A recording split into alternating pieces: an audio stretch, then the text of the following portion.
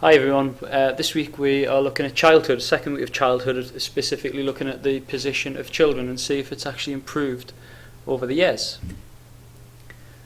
So what we're going to learn is we're going to look at childhood and actually discuss whether or not it has improved over time, looking at which theorists and which perspectives share this view, whether or not there's a dispute to these claims and obviously why there's a dispute, and maybe looking at what the future holds for children. So in this video and in the lesson this week, this is what we'll be looking at.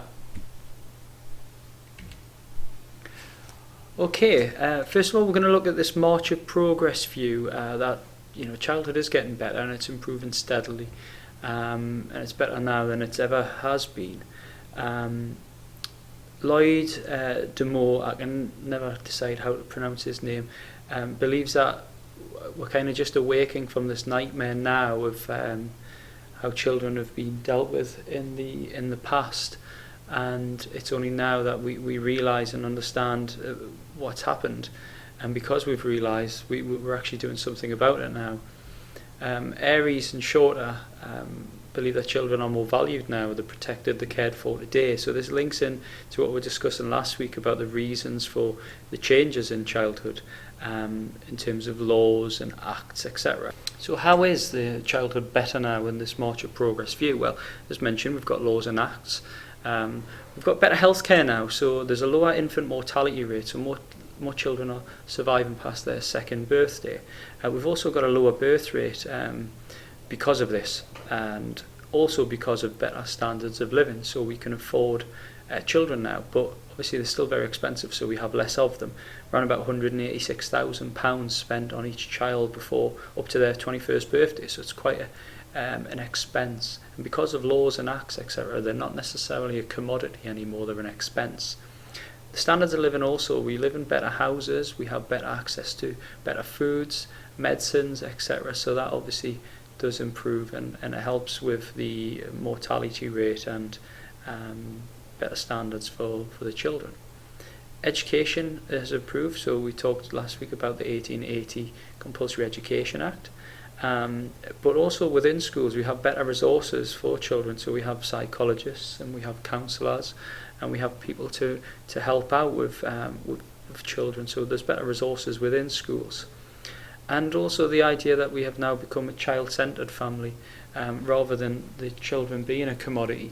We are having children because we love children and we want to have children, and we want children to be a good part of our lives, and they're not necessarily to be seen and not heard like they were in the past. Now, against the march of progress view is this conflict view. Remember, the conflict theorists are generally the feminists and the Marxists, and they say that we can't generalise childhood, that it's better, because it's not better for everyone. There are still people out there who face inequality because of their social background, and also feminists believe because of their gender. In addition to this, there's inequalities of opportunities and risks. So not everyone's actually protected. So based on what your opportunities is, educational opportunities, etc. So some people still face risks and a lack of protection. There's also an inequality in the eyes of the conflict view between children and adults, and that's greater than ever. There's more controls placed on children now, and conflict theorists see this as a clear sign of oppression. So if we look at these inequalities between children themselves, then they fall into four main brackets.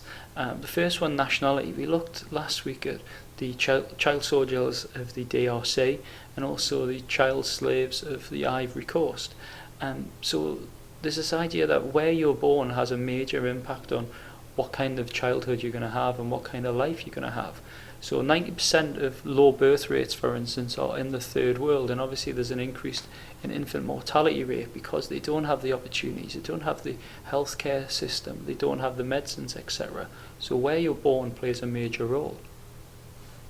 Your gender also plays a major role, and Hillman and Jens Bonk, they look at the fact that girls' roles within the household are very much different to boys. So girls are expected to do housework, they're expected to help their mother. it's still seen within a patriarchal family as a girl's role to help out, where the boy's allowed to go out and play on his bike and play football and act in a very boyish way. Girls are meant to be doing the girly things of housework, etc. So there's inequality there. This is linked to ethnicity to a certain extent, and Brannan found that if children aged 15 to 16, girls were more likely to be dealt with strictly by Asian parents than parents from other ethnic backgrounds. So there's inequality in gender in that we were very strict towards our daughters, but within ethnicity it was found that Asian parents particularly are more likely to be strict on their children.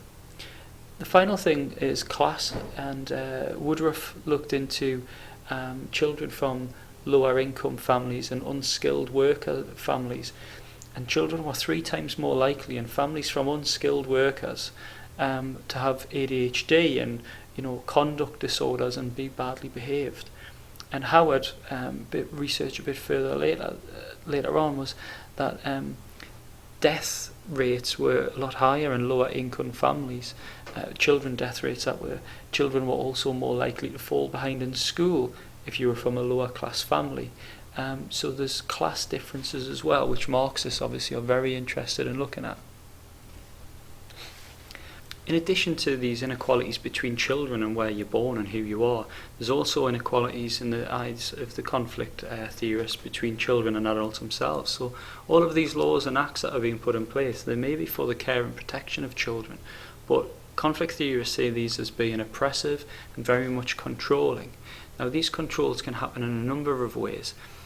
Quite worrying is this neglect and abuse idea of control, where this can happen in the form of, say, physical control or physical neglect, sexual assault, emotional assault. Somewhere in the region of just over 31,000 children were placed on the Child Protection Register in 2006. So although that, we are a more protective and caring environment, culture now, society now, then the conflict theorists say, these 31,500 children on this register aren't being cared for and protected very well. There's control of other things as well. So first of all, a space. This is very much in terms of like a kind of a Western theory, and that we control where our children can go. Now this can be quite, not very serious, and that if you think about when you went to a shop when you were in school, it would say no more than 2 school children or something like that. So your space and where you can go and when you can go is very much controlled. Adults also control what time you can kind of go out and where you can go, and back by dark and things like that. So the space of where children can go is very much controlled by adults. Your time's controlled as well, so they tell you when you eat because they make you tea and they basically put it out in front of you, and it's you're told when you can eat. You're told what time your bedtime is. You're told what time you need to be in. You've got being given a curfew and things like that. You can't watch TV after a certain time. All of these little things. Bodies as well. We have controls over our bodies. So in the sense that we have acts and laws which stop us from getting piercings, and we also have things to stop us from getting tattoos. Parents might be, even if you are of a legal age, they might still not be happy about you having piercings and things like that. But even more simplistic things as well. Have you ever, when you were a kid, if you remember being like picking your nose, and you might be told to stop picking your nose or stop fidgeting or stop scratching your head or things like that. When was the last time you heard an adult tell another adult to stop picking the nose or stop scratching their head or stop, rubbing their eyes? The fourth thing that we have control of as adults over children is access to resources.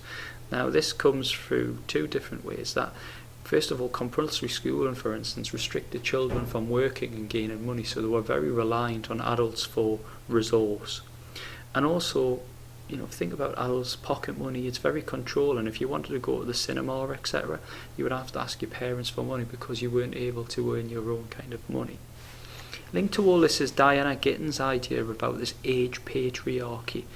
So that not only do we live in a patriarchal society which very much focuses on the oppression of women, but we also have this idea that of adult domination over children. Now this, in the eyes of feminists, also links to girls, because young girls are oppressed more than young boys. So there's this idea from Gittins about an age patriarchy and kind of a rule, unwritten rule within society. So what about the future of childhood then? Well, Neil Postman believes that it's disappearing at a dazzling speed. Postman is a very well-documented person, and you would be expected to know about Postman if the idea of childhood came up in the exam.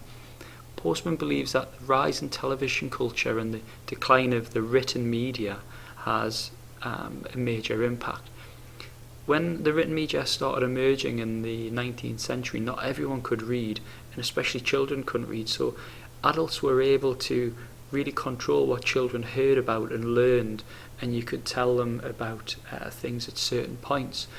Because of the decline in literature and the emergence of television, then children are able to learn these things without the need for the parents to tell them. So TV blurs this distinction between what a child knows and what an adult knows. And because we have no special skills needed, anyone can access TV and watch it, and we're able to understand it. Because of this, we don't really need adults to tell us things. The criticism of Postman, though, is that TV surely isn't the only thing to blame. So we've got to think about laws, improvement of living standards, and things like that that show why childhood is maybe changing, and this idea that it's not disappearing at all actually, but in fact it's just changing slightly. And this is backed up by the studies made by Iona Opie and her husband Peter, who look at that children still, even though they've got TV and other kind of technologies, are still able to draw their own distinction and separate culture from adults.